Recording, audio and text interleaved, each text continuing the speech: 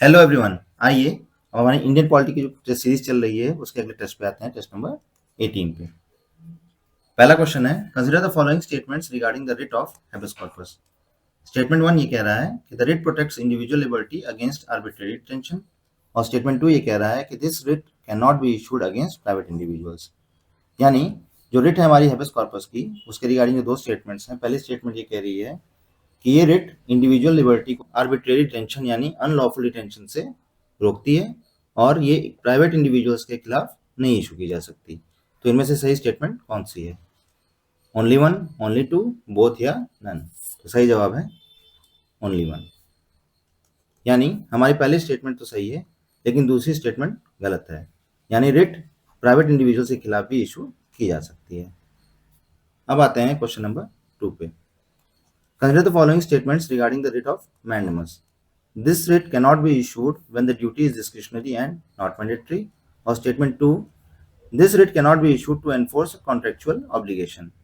यानी जो हमारी रिट है मैंडेमस की, स्टेटमेंट 1 के हिसाब से तब इशू नहीं की जा सकती जब ड्यूटी डिस्क्रिशनरी हो और मैंडेटरी ना हो। और स्टेटमेंट 2 ये कह रहा है कि ये रिट कॉन्ट्रेक्चुअल जो ऑब्लिगेशन है उसको एनफोर्स करने के लिए इशू नहीं की जा सकती। तो सही स्टेटमेंट कौन सी है ये हमें बताना है। Only one, only two, both या none?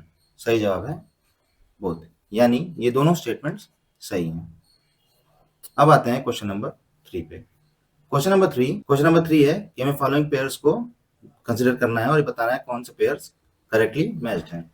Pair 1, article 18 abolition of untouchability, article 23 prohibition of employment of children in factories etcetera, और article 27 freedom as to payment of taxes for promotion of any particular religion. तो सही जवाब कौन सा है? Only one, two and three, all या only three? तो सही जवाब है ओनली थ्री। यानी अबॉलिशन ऑफ अनटचेबिलिटी है आर्टिकल 17 में, और आर्टिकल 24 में है prohibition of employment of children in factories etcetera, और आर्टिकल नंबर 27 में है freedom as to payment of taxes for promotion of any person, जो कि इसमें सही मैच था। अब आते हैं क्वेश्चन नंबर 4 पे। Consider the following statements. Question number 4 है, consider the following statements. Statement 1, certiorari is a Latin term, और certiorari means to be certified और टू बी इन्फॉर्म्ड। यानी दिए गए स्टेटमेंट में से कौन सी स्टेटमेंट करेक्ट है ये हमें बताना है। स्टेटमेंट 1 ये कह रहा है कि सर्शियरी एक लैटिन टर्म है, और सर्शियरी का मतलब है टू बी सर्टिफाइड या टू बी इन्फॉर्म्ड। तो सही जवाब है बोथ, यानी दोनों ही स्टेटमेंट्स सही हैं। अब आते हैं क्वेश्चन नंबर 5 पे। Consider the following statements regarding the writ of सर्शियरी।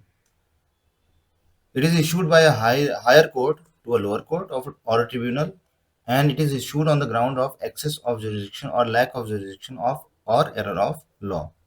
यानी जो रिट है सर्शियरी की, वो एक हायर कोर्ट इशू करता है लोअर कोर्ट को या ट्रिब्यूनल को, एज पर स्टेटमेंट 1, और स्टेटमेंट 2 के हिसाब से ये इशू होती है जब जब कोई कोर्ट अपने जुरिडिक्शन से एक्सीड कर जाता है या कोई एरर ऑफ लॉ होता है। तो सही स्टेटमेंट है इनमें से दोनों ही स्टेटमेंट सही हैं। सर्शियरी इशू करता है कोई हायर कोर्ट अपने लोअर कोर्ट को या ट्रिब्यूनल को, जब भी उसे ट्रांसफर करना होता है कोई केस जो कि पेंडिंग होता है अपने पास, या कोई ऑर्डर स्क्वैश करना होता है उसे।